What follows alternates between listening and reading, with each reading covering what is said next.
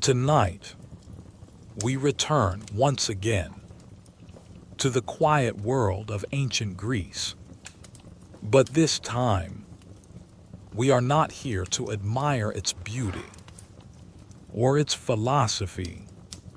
We are here to gently explore something more intimate, the human body, as they believed it to be, not as we understand it today, but as it was imagined, interpreted, and slowly misunderstood.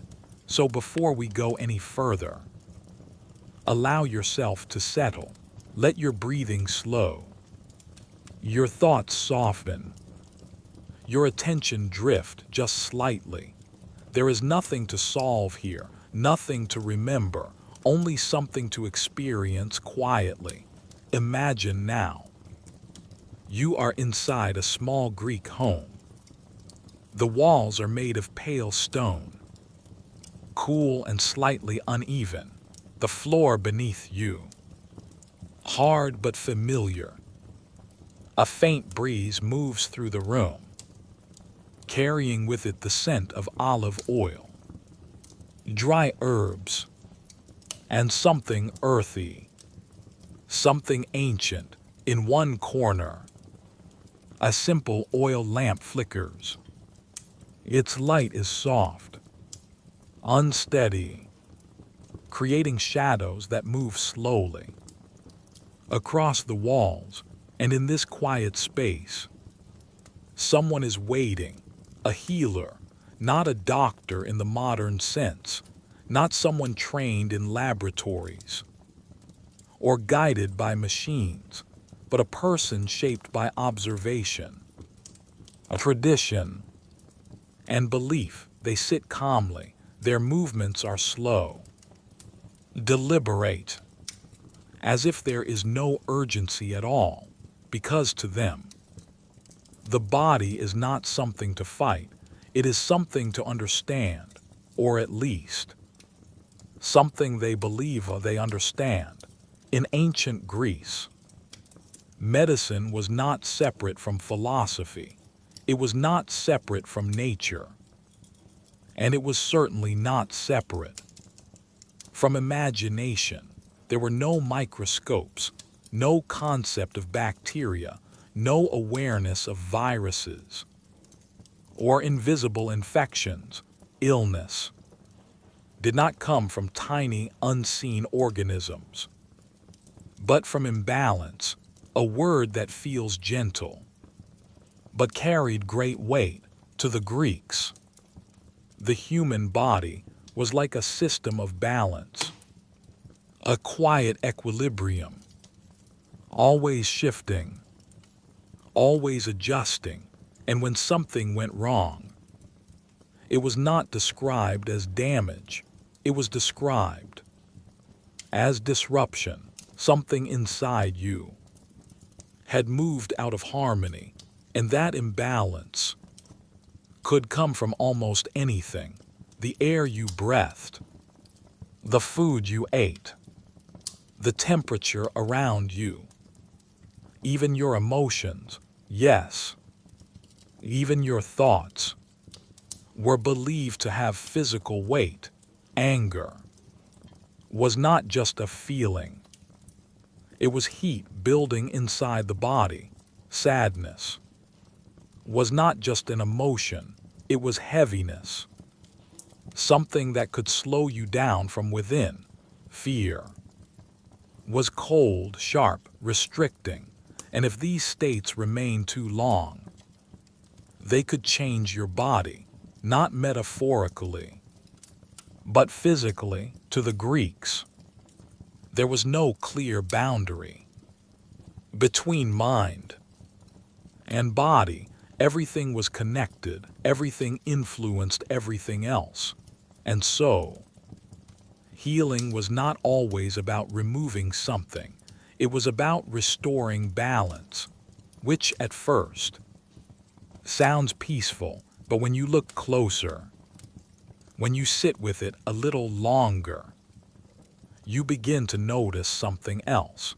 Because if you don't truly understand the body, then how do you restore its balance? How do you fix what you cannot fully see? The answer was belief. Carefully constructed systems of thought, passed down over generations, refined, but never fully tested, and those beliefs would shape treatments that feel strange, sometimes gentle, sometimes uncomfortable, and sometimes quietly disturbing. The healer now leans forward slightly, observing not just your body, but everything about you, your posture, your breathing, the tone of your voice, the way you move your hands. All of it matters because every small detail is believed to reveal something hidden inside you. There is no rush. Time moves slowly here. Diagnosis is not immediate. It unfolds like a quiet conversation between the body and the person observing it. And yet, even with this patience, even with this attention to detail, something is missing. Something they could not possibly know, but they did not feel that absence. They felt certainty, a calm, steady confidence that their understanding was complete, that nothing important had been overlooked, and that confidence may be the most unsettling part of all, because when you believe you understand something completely, you stop questioning it, you stop wondering if there is more, and so treatments followed, not from doubt, but from certainty. If the body was too warm, it needed to be cooled. If it was too cold, it needed to be warmed. If something had built up, it needed to be released. Simple ideas, applied with complete confidence, and sometimes those simple ideas led to unexpected consequences, but those consequences were not always understood, because when something went wrong, it was rarely blamed on the treatment. It was blamed on the imbalance, on the body itself. As the quiet room settles around you, the oil lamp flickers again, casting longer shadows now. You begin to feel the stillness of this world, a world where knowledge was incomplete, but belief was strong, where healing existed, but not always in the way we would expect, and where the human body was something mysterious, something interpreted, rather than fully understood. As you sit here, listening to the soft sounds of the night, you may begin to notice how natural it all feels, how calm, how reasonable, and yet, just beneath that calm surface, there is something else, a quiet unease. Not loud, not overwhelming, just enough to remind you that this is a different way of seeing the world, a way where the line between healing and harm is not always clear. For now, there is no need to go further. Let this feeling settle. Let the quiet and the uncertainty rest together. In the next part, we will move deeper into one of the most important ideas in all of ancient Greek medicine, a belief so powerful that it shaped nearly every treatment, every diagnosis, every decision. The idea that your entire body is controlled by four invisible substances, fluids you cannot see, but that were believed to decide everything: your health, your personality, even your fate. For now, just rest and let the ancient world slowly fade into silence. Now, as the night continues to settle around you, we return to that same quiet room, the same soft light flickering gently against stone walls. The healer is still there, patient, unmoving.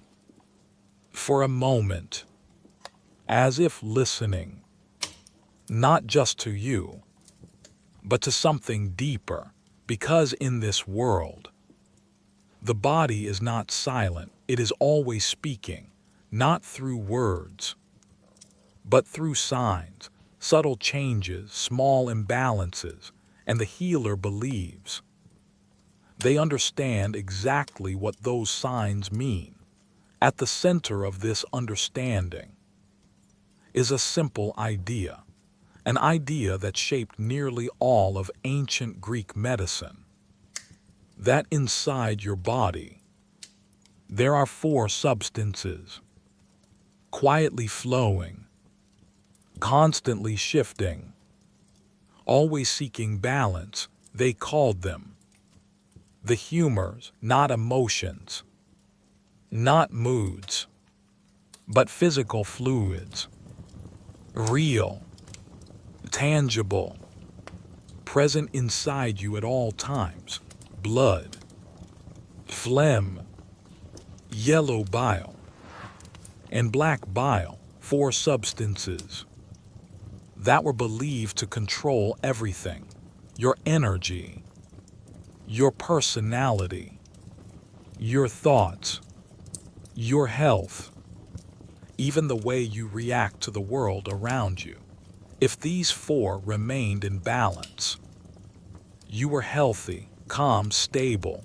But if even one of them became too strong, too weak, or simply out of place, the body would begin to change, slowly at first, almost unnoticeably, then more clearly, more physically, until something was undeniably wrong.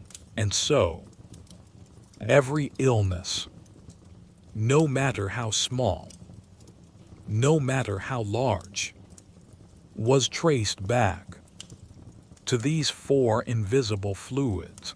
The healer now begins to speak softly, not in urgency, but in quiet explanation. They observe you, and they begin to decide: are you too warm, too cold, too dry, or too wet? Because each humor carried its own nature. Blood was warm and wet. It was associated with life, energy, movement. Too much of it, and a person might become restless, overactive, impulsive. Phlegm was cold and wet. It brought calmness, a stillness. But too much, and the body would slow, become heavy, tired. Yellow bile was warm and dry, sharp, aggressive in excess. It could lead to anger, irritation, heat inside the body. And then there was black bile, cold and dry, quiet, heavy, almost invisible, but deeply important, because black bile was believed to be the source of something more subtle, something more internal: melancholy, A deep, quiet sadness, not loud, not expressive, but lingering.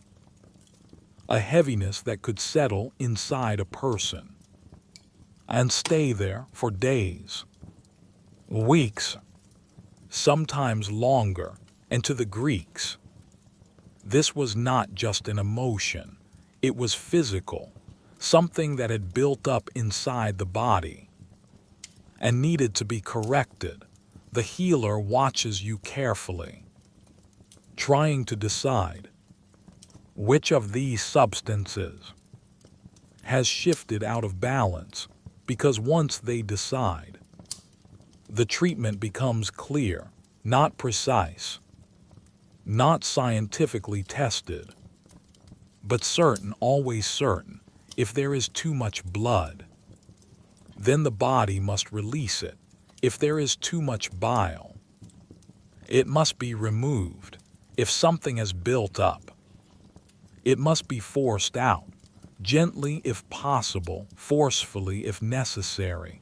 And this is where the quiet calmness of their beliefs begins to feel a little more uncomfortable, because restoring balance did not always mean comfort.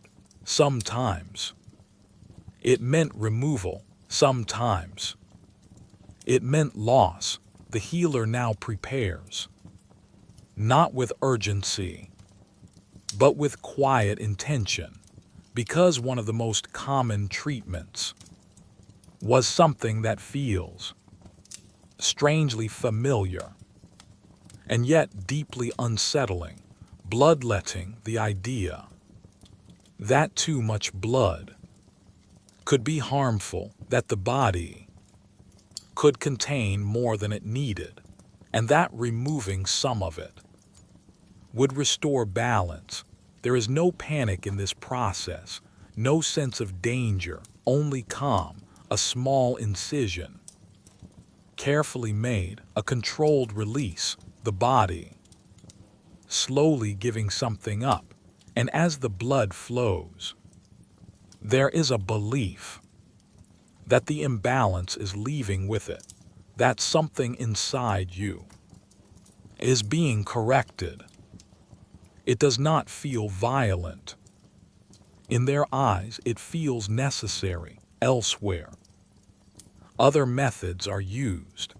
If the body is believed to hold too much of something unwanted, it must be expelled through purging, through vomiting, through anything that forces the body to empty itself, not because of poison, not because of infection, but because something is out of balance and must be removed.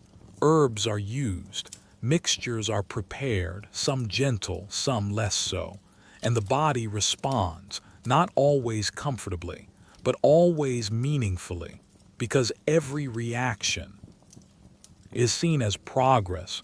Even discomfort, even weakness, are interpreted as signs that the body is changing, that balance is being restored. The room remains quiet. The lamp flickers softly, and through it all, there is no sense of doubt, no questioning, only belief, a steady, unwavering trust that these methods are correct and that the body will respond as expected.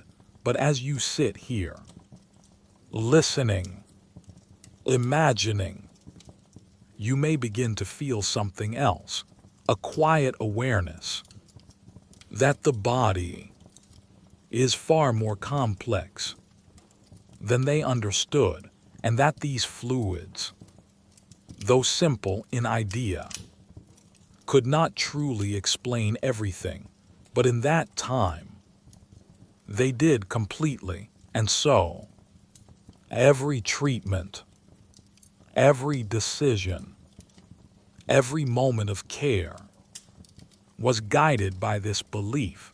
Four invisible substances, controlling everything, demanding balance, And when that balance was lost, the body would be corrected, gently sometimes, forcefully other times, always with calm certainty, as the night deepens and the air grows still. Let this idea settle. The body, governed by unseen fluids, a system both simple and strangely powerful, and a world where healing was guided not by what was known, but by what was believed. In the next part, we will move further into something more physical, more direct, where the body itself was opened, touched, altered, without the comfort of what we now take for granted.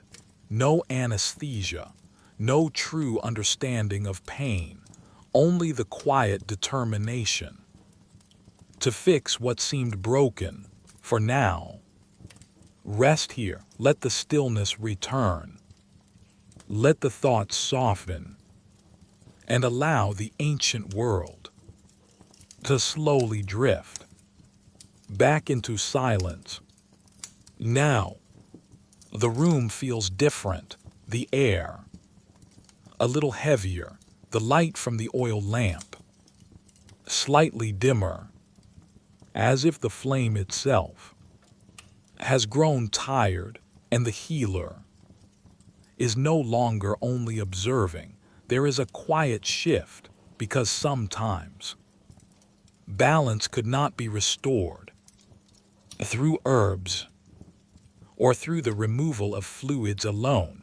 Sometimes the body required something more direct, something physical, something that would not go unnoticed. And yet, in this world, even that was approached with calm, because in ancient Greece, surgery existed, not as we know it today, but in simpler, more uncertain forms, procedures performed with basic tools, a steady hands, and belief. But there was one thing that was missing, something we rarely think about, because it feels so essential. There was no anesthesia, no way to truly remove pain, no quiet drifting into unconsciousness. Before something began, only awareness, only the body remaining present through every moment. Imagine now, you are still in that same room, but something has changed. A low table has been prepared, simple, wooden. The healer moves slowly, arranging a few instruments. They are not complex. A small blade, sharpened carefully, a hook, used to hold or pull, cloth, already folded, already waiting. Everything is quiet. There is no sense of urgency, no rush to begin, because this is not seen as something violent. It is seen as necessary, a correction, a step toward restoring balance. The patient sits nearby, aware, watching. There is no attempt to hide what is about to happen. No illusion of comfort, only acceptance, because this is how things are done. And so, the process begins, slowly, deliberately. The healer leans closer, their movements steady. Control, the blade is used carefully to open the skin, not quickly, not forcefully, but with intention. The body responds, not with silence, but with sensation, with awareness. Pain is not removed, it is endured, and yet there is no panic in the room, no chaos, only quiet focus, because pain was not always seen as something to avoid, Sometimes it was seen as part of the process, a necessary step toward healing. If something inside the body was believed to be wrong, it had to be reached, and if it could be reached, it could be corrected. Abscesses would be opened, drained slowly. Infections, though not fully understood, were treated by removing what could be seen. Wounds were cleaned, sometimes stitched, with simple thread, not sterile, not protected in the way we understand today, but done with care, as best as they knew, and sometimes something more intense was required. Cauterization, the use of heat to close a wound or to stop bleeding. A piece of metal heated until it glows faintly, then brought close. The room remains quiet. The healer does not hesitate, because hesitation would suggest doubt, and doubt has no place here. The metal touches the skin. There is a reaction, immediate, sharp, but brief, and then stillness again. The wound sealed, the process complete. There is no celebration, no relief expressed loudly, only a quiet understanding that something has been done, something necessary, and now the body must respond, must heal, must return to balance. But even in this calm, even in this careful approach, there is something unsettling, not in the actions themselves, but in the experience of them, because the patient was always present, always aware. There was no escape into sleep, no separation from the moment, only the body and what was happening to it. And yet, this was normal, expected, accepted. As you sit here, in this quiet space, you may begin to feel how different this world is, how close the body is to experience, how immediate everything feels. There are no layers of protection, no distance, only the act and the response. And still, through all of this, the healer remains calm, certain, steady, because to them, this is not something frightening. It is simply medicine. As the oil lamp flickers again, casting softer shadows now, the room begins to return to stillness. The tools are set aside, the movement slow, and the moment passes, but the memory of it lingers quietly as a reminder of a time when healing was immediate, physical, and deeply connected to the experience of the body itself. In the next part, we will step away from tools and into something more unusual, a place where healing was not done with blades or hands, but through dreams, through rituals, through quiet nights spent waiting for something unseen to arrive. For now, rest. Let the tension fade. Let the stillness return, and allow the ancient world to gently drift away. Once more, now, the world around you begins to change. The small stone room fades gently. The oil lamp dims, and in its place, something larger, more open, more still. You find yourself Outside, the air is cooler here. The night has fully arrived. Above you, the sky stretches wide, filled with faint stars, softly scattered, like distant thoughts. And in front of you, there is a structure, not a home, not a place of ordinary life, but something quieter, something set apart. A temple, a place where people did not come to speak loudly or to ask quickly for answers, but to wait, to rest, to hope that something unseen might respond, because in ancient Greece, not all healing was physical, not all illness was treated with tools or herbs or the careful removal of fluids. Some illnesses were believed to come from something deeper, something invisible, something that could not be touched or cut or drained away. And for those illnesses, there was another path, a quieter one, a path that led here to the temple of a god believed to heal.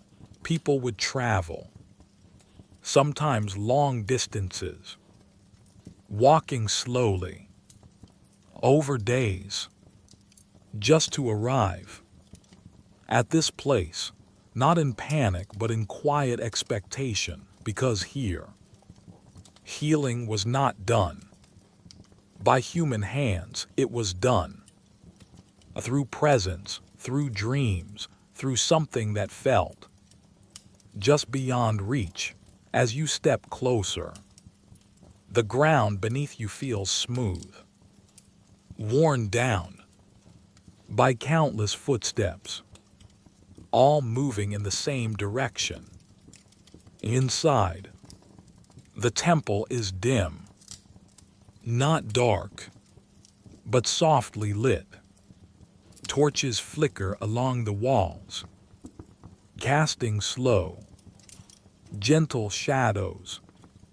There are others here, not speaking, not moving much, simply resting, waiting, because the process of healing here is not immediate, it is not controlled, it cannot be forced, it must be received.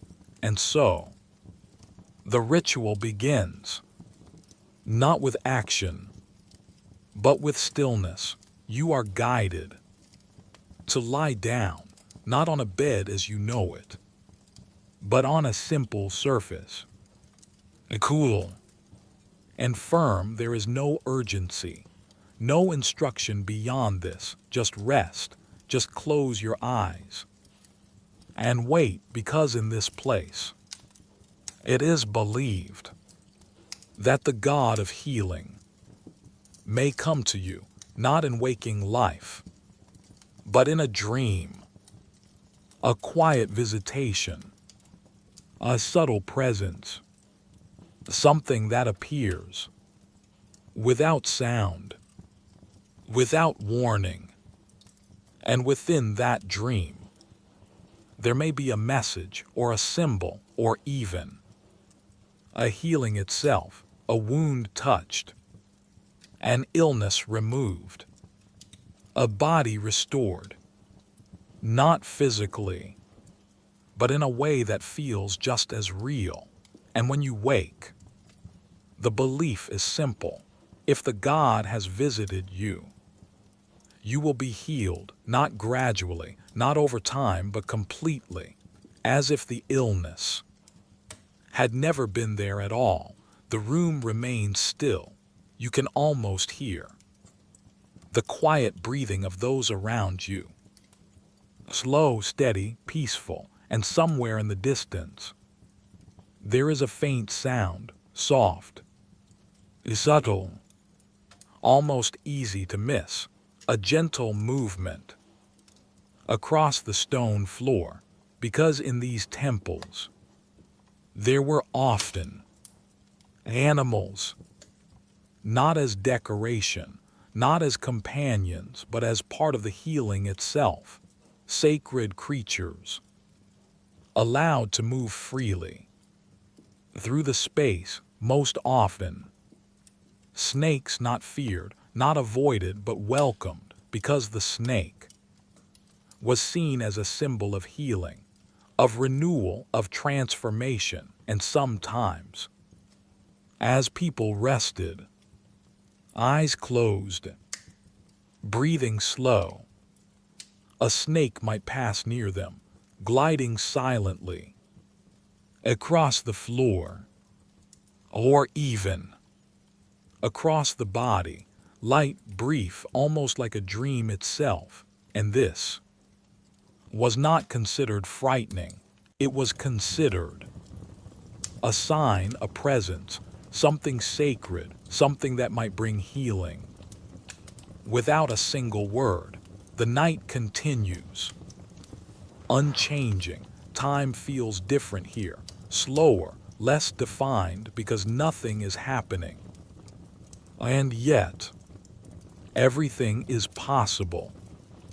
Some will dream, some will not, some will wake, believing they have been healed. Others will simply leave and try again another night. But no one questions the process.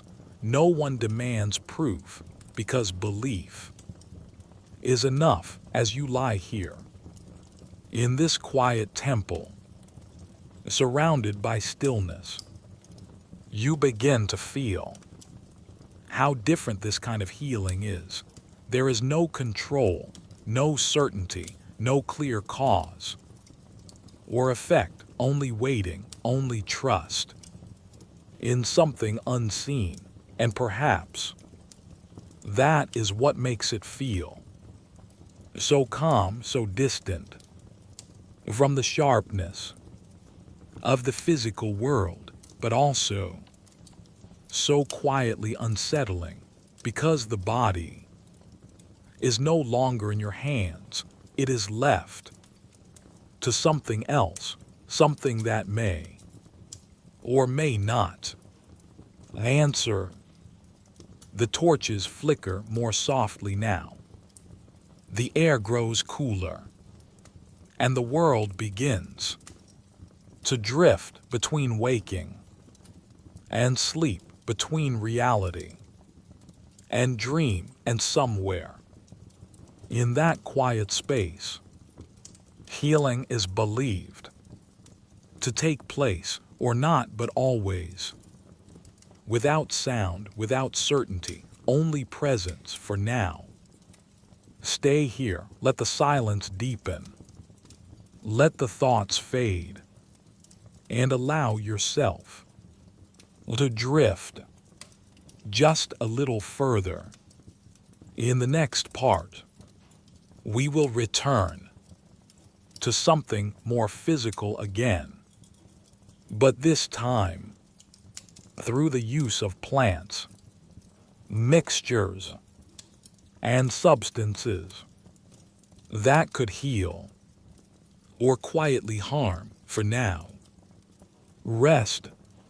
The temple fades, the stillness of the night softens, and once again, you find yourself in a quieter, smaller space, a room filled not with silence alone, but with scent, a faint bitterness, something earthy, something crushed and prepared. This is another kind of healing, not through dreams or divine presence, but through the natural world, through plants, through roots, leaves, a seed, carefully gathered, carefully mixed, and offered as medicine. In ancient Greece, the land itself was believed to hold answers, not fully understood, but deeply trusted, because plants had effects. They could change the body, slow it down, wake it up, ease pain, or create it. And over time, through quiet observation, patterns began to form. Certain leaves were known to calm, as certain roots were known to stimulate. Certain mixtures could make a person feel different, lighter, heavier, more distant. But there was something missing, something subtle, but important. There was no precise measurement, no exact understanding of how much was too much, only experience, only memory, only belief that this amount should be enough. The healer moves slowly, selecting dried plants, stored in small containers, some brittle, crumbling easily between the fingers, others still holding a faint softness, a trace of life. They are ground together, carefully, using simple tools. The sound is soft, repetitive, almost soothing. Crush, pause, crush again. The mixture becomes finer, more uniform, and then it is combined with liquid, water, or sometimes wine, stirred gently until it becomes something new, something that did not exist before, a remedy or something close to it. These mixtures were used for everything: pain, fatigue, restlessness, illness, even the mind. If someone felt too anxious, too unsettled, they might be given something to calm them, something that would slow their thoughts, soften their awareness, and bring them closer to rest. Sometimes it worked. The body would relax, breathing would slow, the person would drift into a quiet, heavy sleep. But sometimes the effect would go further, deeper than expected, because without knowing exactly how these substances worked, the line between healing and harm was not always clear. A little too much could change everything. A body that was meant to rest might become unresponsive. A mind that was meant to quiet might disappear into something deeper and not return easily. And yet, even then, the intention remained the same: to restore balance, to correct what felt wrong. There was no sense of danger in the beginning, only quiet trust in the natural world. Because plants seemed gentle, they grew slowly under the sun, rooted in the earth. They did not feel threatening, and so they were used with confidence. Some mixtures were meant to cleanse, to remove something from the body, to push it outward, to empty it through the stomach, through the body's natural reactions. Not always comfortably, but purposefully.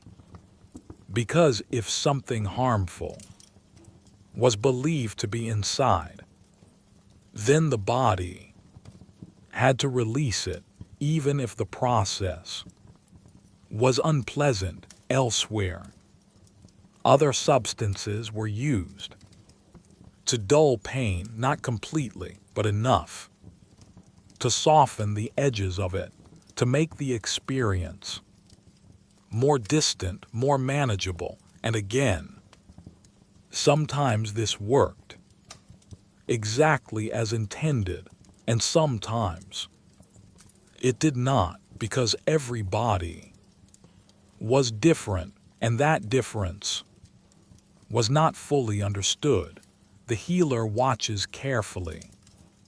After giving the mixture, observing, waiting, looking for signs, a change in breathing, a shift in posture, a quiet reaction. Everything matters, because without precise knowledge, observation becomes everything, and interpretation fills in the gaps. If the body responds strongly, it is seen as effective. If the body grows still, it may be seen as rest, even when something else may be happening. The room remains quiet. The scent of herbs lingers in the air, soft but constant. And as you sit with this moment, you begin to notice something. There is no clear boundary here, no exact line separating what heals from what harms, only intention, only belief, only the quiet hope that what has been prepared will bring the body back into balance, and often that hope was enough, because even without full understanding, these practices continued for generations, passed down, repeated, trusted, not because they were perfect, but because they were all that existed.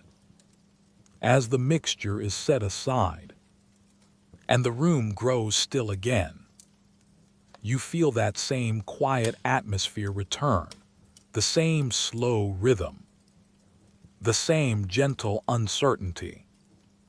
A world where nature was both a source of healing and something that could not always be controlled, and perhaps that is what makes it feel so quietly unsettling, not the plants themselves, but the way they were used, with care, with calmness, and without fully knowing what they might do.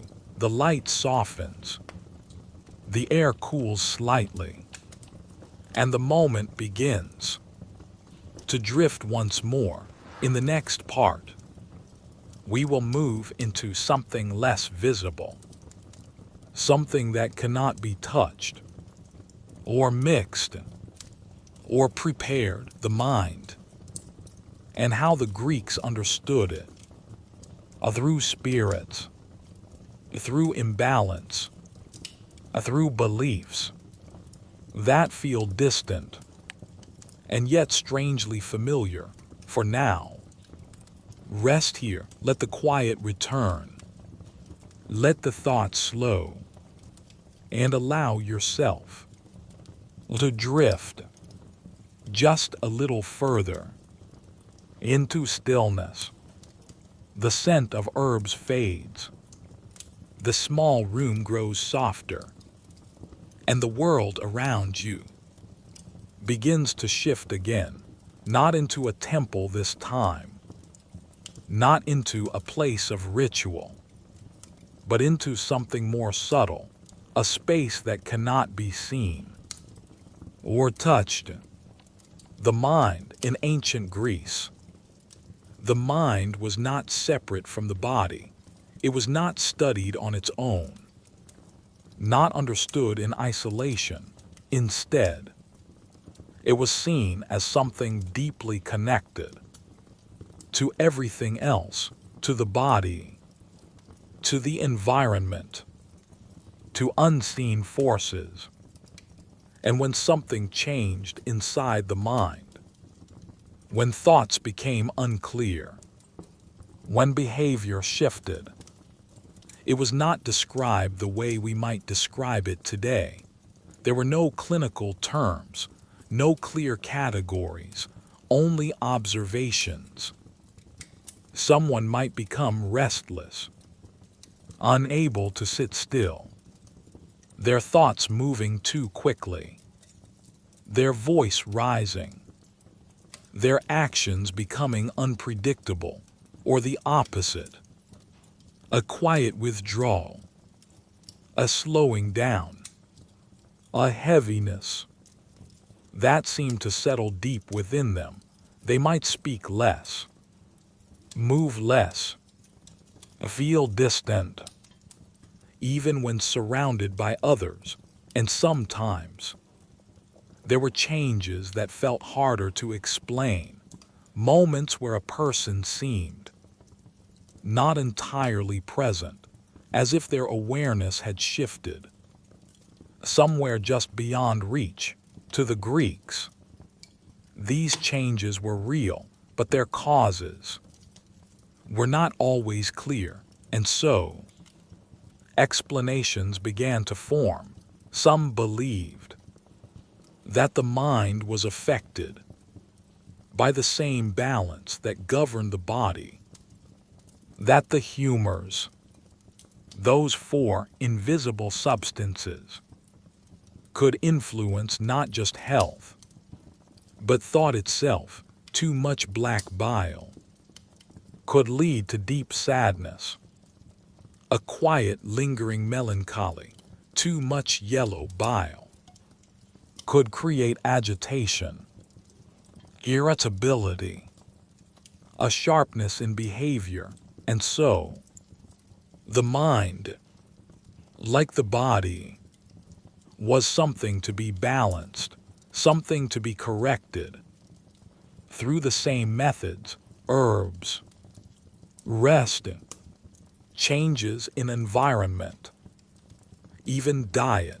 But not all changes of the mind were seen this way. Some felt different, less like imbalance and more like intrusion, as if something else had entered, a presence unseen but deeply felt. In these cases, the explanation shifted from the natural to the supernatural.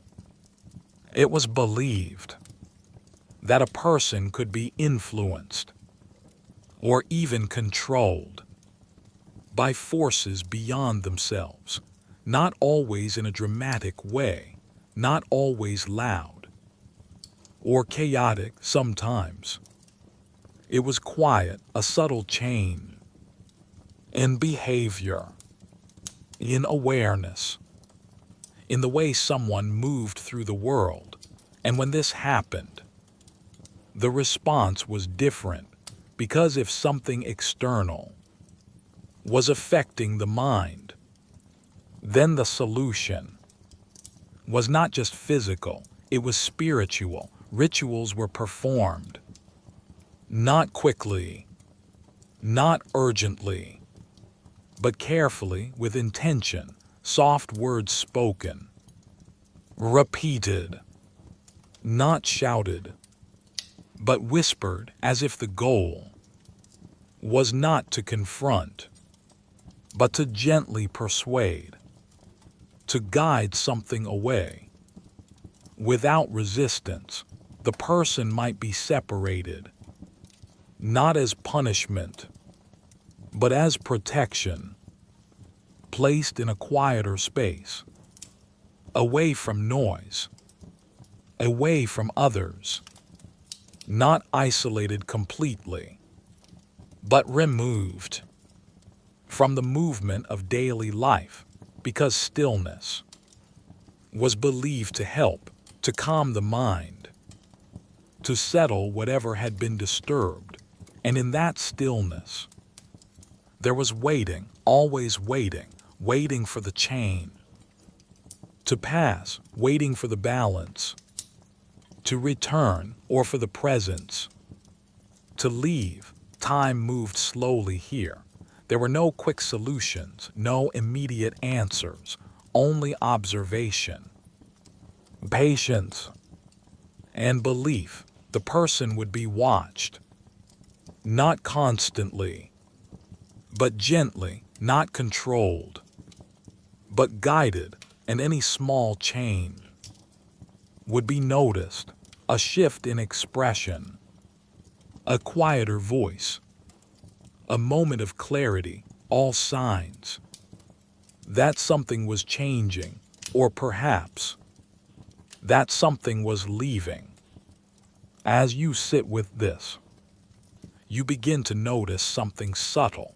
There is no clear boundary between what is internal and what is external, no sharp line separating the mind from the world around it. Everything is connected. Everything influences everything else. And because of this, the cause of something is never entirely certain, only interpreted, only believed. And yet, despite this uncertainty, there is still calm, still patience, still a quiet confidence that the mind, like the body, will return to balance as the space around you grows quieter and the air feels still. You begin to feel how gentle this approach is, and at the same time, how uncertain, because without understanding the mind fully, without knowing what truly causes these changes, every treatment becomes a kind of guess, a careful attempt to restore something that cannot be seen. And sometimes those attempts worked, or at least seemed to, and that was enough. The night deepens once more.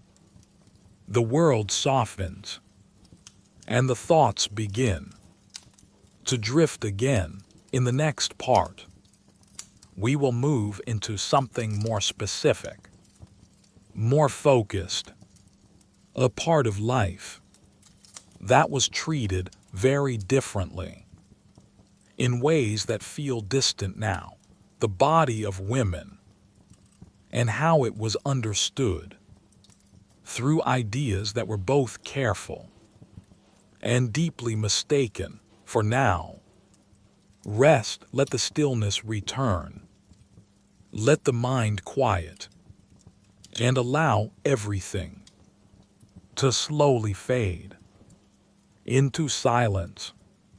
The stillness remains, the air soft, unmoving, and once again, the world shifts gently, not to a temple, not to a place of ritual, but into a quieter part of daily life. A home, simple, calm, lit by the same soft glow of an oil lamp. There is no urgency here, no sense of illness in the air, at least not immediately. But beneath the surface, there is something else, something less visible, a set of ideas about the body that feel complete to those who believe them, and yet, from where we sit now, they feel distant, strange. In ancient Greece, the human body was not understood in the same way.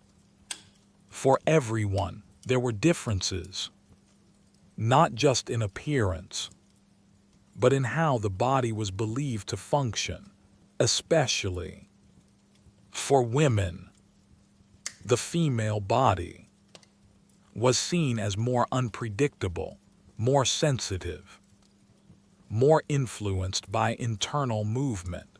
And at the center of this belief was something that feels quietly unsettling, the idea that a part of the body could move, not metaphorically, but physically. The womb was believed to wander, to shift from its place and travel within the body slowly, silently, a movement that could not be seen, but was believed to be very real.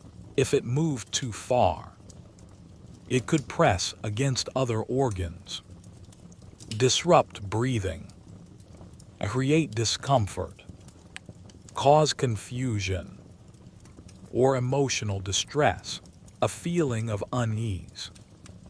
Without a clear cause, to them, this was not imagined.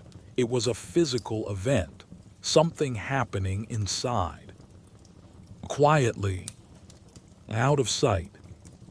And so, when a woman experienced anxiety, dizziness, sudden changes in mood, the explanation could be simple. The womb had moved, and if it had moved, it needed to be guided back to its place. The methods used were not forceful, not surgical, but sensory. Smell was believed to have influence. Certain scents were thought to attract or repel. Pleasant aromas were placed near the lower body, while stronger, more unpleasant scents were placed near the face. The idea was gentle, in its own way, that the womb would move toward comfort and away from discomfort, slowly returning to where it belonged. No pain, no cutting, only subtle guidance and quiet belief elsewhere. Other approaches were used.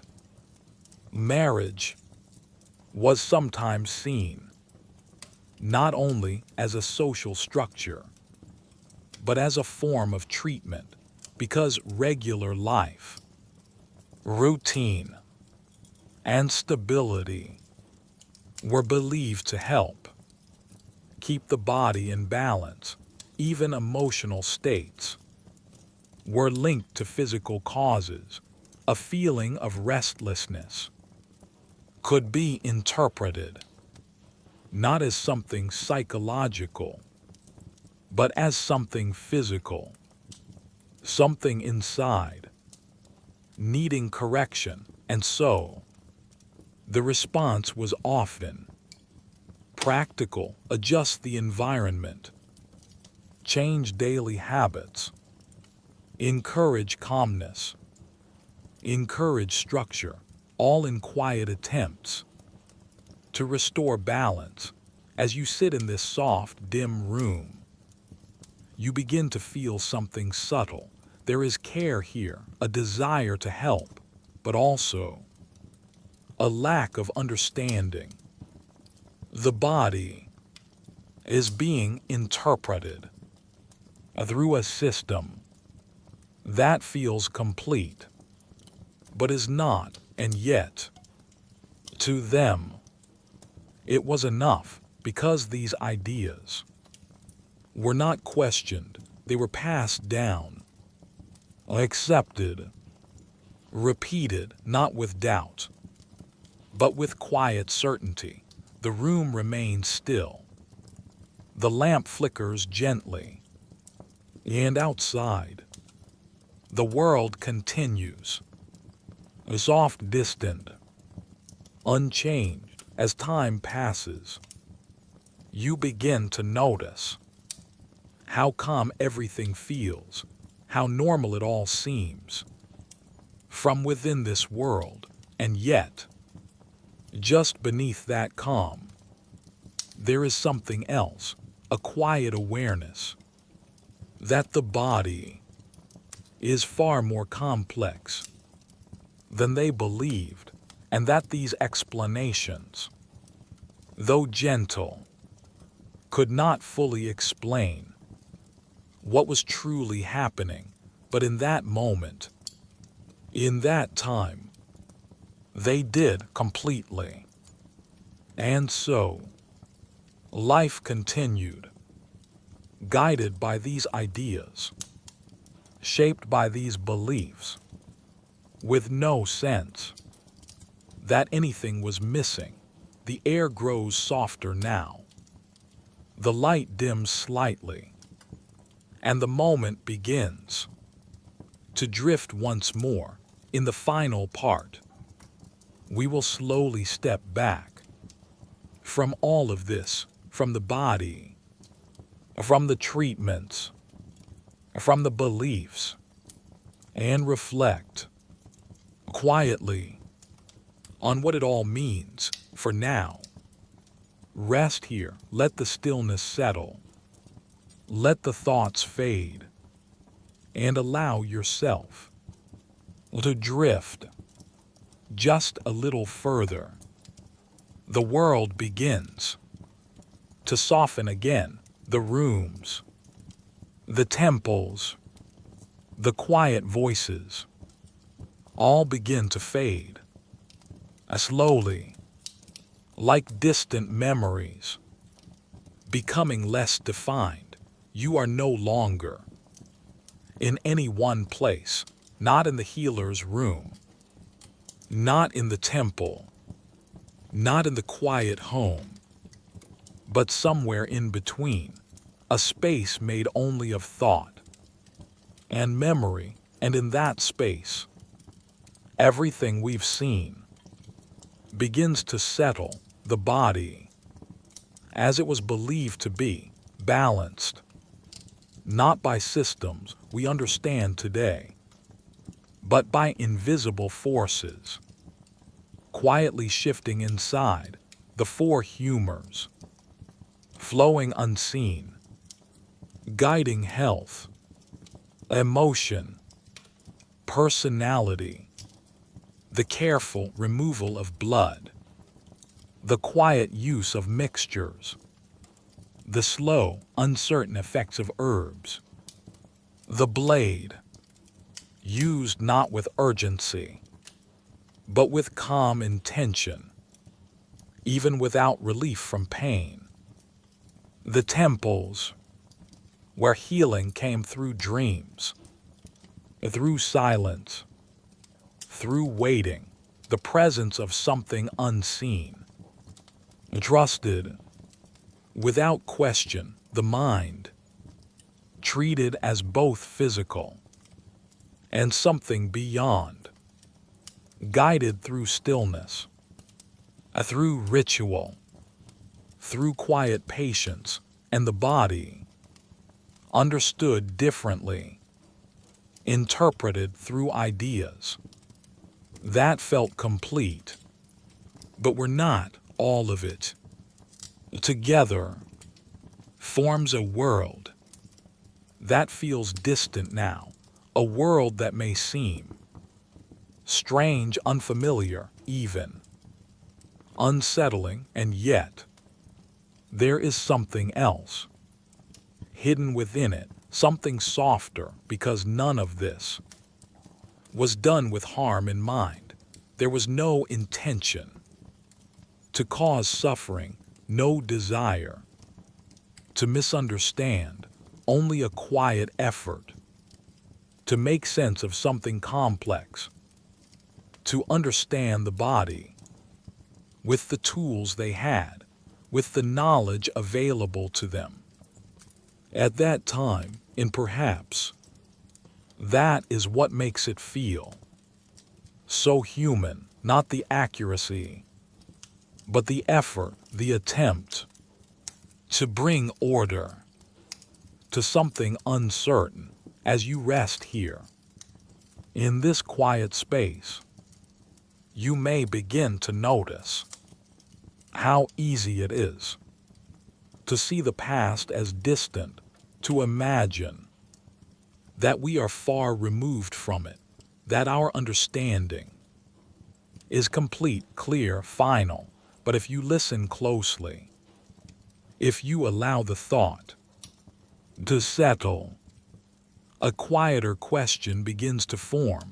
What if some of what we believe today feels just as certain, just as complete as their beliefs once did? And what if one day those ideas will feel just as distant, just as strange, just as quietly unsettling. Not because they were wrong in intention, but because something was missing, something not yet understood, and so the past and the present begin to feel a little closer, not separate, but connected, both shaped by belief, by observation, by the need to understand. As the thought fades gently, there is no need to answer it, no need to hold on to it. Just let it pass. Like everything else, the air grows still. The space around you becomes softer, and the details begin to dissolve. No more rooms, no more voices, no more movement, only quiet, only rest. And as everything slows even further, you may begin to feel the weight of the day drifting away, the mind becoming lighter, the body more at ease. There is nothing left to follow, nothing left to imagine. Only stillness, only calm, and the gentle fading of a world that once felt completely normal and now simply rests. Let yourself drift a little further. No need to think, no need to hold on. Just rest in the quiet and allow everything to slowly fade